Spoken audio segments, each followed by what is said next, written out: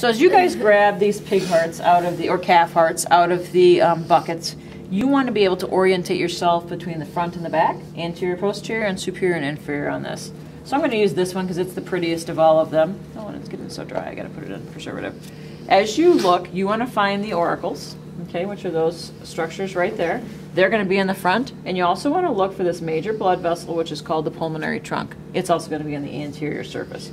So I have this backwards. If this is anatomical position, this is going to go like this in me. So this is my right side of the heart. This is my left side of the heart. This region, the pointed region at the bottom, is referred to as the the apex, and that top region that you see right here is referred to as the base. Okay, so now we figured out right and left.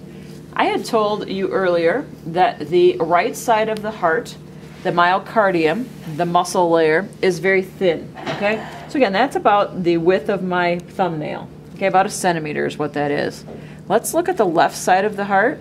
Let's look at the thickness of the myocardium, and that's about 3 centimeters. Okay, so left side of the myocardium much thicker than the right side. So in a lab test, if we have something opened up, and you're going to identify a ventricle or a atria, just look at the thickness of the myocardium before you put right and left down for your answer. Can we look at the organs really fast? Yeah. Okay, so. Seems like the left. Are they on the same side? They almost. It seems like the left is more anterior and the right is a little bit more posterior, or on the side. You know what I mean? It's like they're both not, like on those models over there, they make them both look like they're smack dab in the front. They're not really smack dab in the front. This is more anatomically correct. Okay. Okay. And so this is the, what'd you say? Left. The left. Left, and this is the right. Yeah. Okay.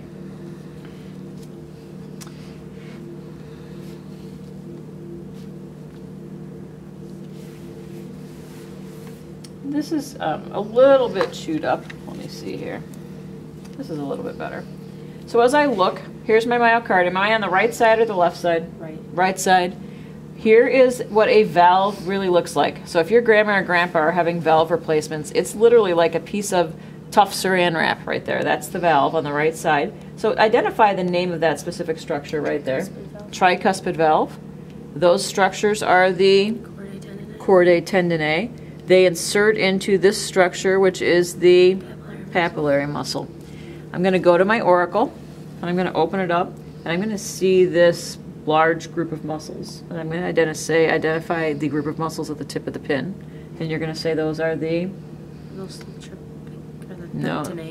Pectinate on top. Your pecs are on top. So pectinate muscle on top. And then if I have you go to the wall of the ventricle, and you've got these like scar tissue looking things right in here, those are the trabeculae coronae. Now something that's not on the plastic models that is really good on the beef heart is this gigantic rubber band that you see in the right side of the heart, on a real heart, not on the plastic models. That gigantic rubber band is referred to as the moderator band. And that's going to be primarily found in the right ventricle. Because that myocardium is so thin, those big, thick moderator bands help hold it together so it doesn't flail all around when it's pumping. Okay, so moderator bands best seen on the beef heart, and this is a dandy that you see. Wait, is that, you said that was the right ventricle? Yep, right ventricle. Yeah, they just cut right through the wall. We've got 2 right ventricle pieces here. Okay. Left is way over here on the other side. Oh, okay. Okay.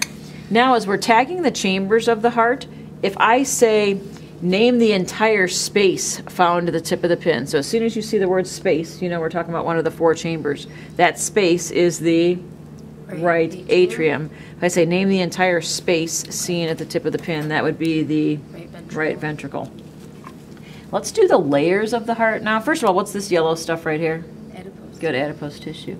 So I'm going to take my probe, and I am going to go like this. And I'm going to say, identify the layer of the heart that's resting above the tip of the probe. That would be the, good, visceral pericardium or epicardium. If I say, identify the layer of the heart seen here, myocardium. And if I say, identify the layer of the heart seen at the tip of the probe, that would be the endocardium. Okay? Super simple. If I am going to tag this structure and say, name this structure in general, those are the Veins. Yeah, just blood vessels, just coronary blood vessels are fine. Okay, because you really can't tell if they're arteries or veins, you know, even though it has kind of a Coronary darker blood blue vessels, blood. So okay. just coronary blood vessels in general are fine. What would that look like on the darker one? Or would it not be tagged on the darker one? They're crappy. Can you see? They're crappy. Yeah, they're almost like there's a little one right there, Okay, kind of a bluish okay. gray, but yeah, we would never tag Oh, those. there's a real blue one. Look at that one. Oh yeah, that's a nice one, and that's a nice one. So they are still on here. They're just not as pretty as they are in the other one. Not as obvious. Okay. Next, we're on number 12, atrioventricular groove or coronary sulcus. If you lift up your auricle, you've got a big depression that you could take your finger and run through. I'm going to take and follow that depression from the front, and I'm going to follow it all the way along the back of the heart. And that space, that specific space, is called the coronary sulcus or the atrioventricular groove or sulcus. So it runs horizontally through there. Next,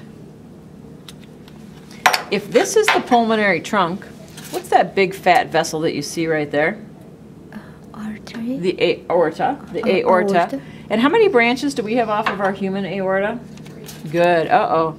Look at the difference between the cow and the human. They only have how many branches coming off? They only have one. So this is the aorta. This is the only Oh, branch okay. coming off.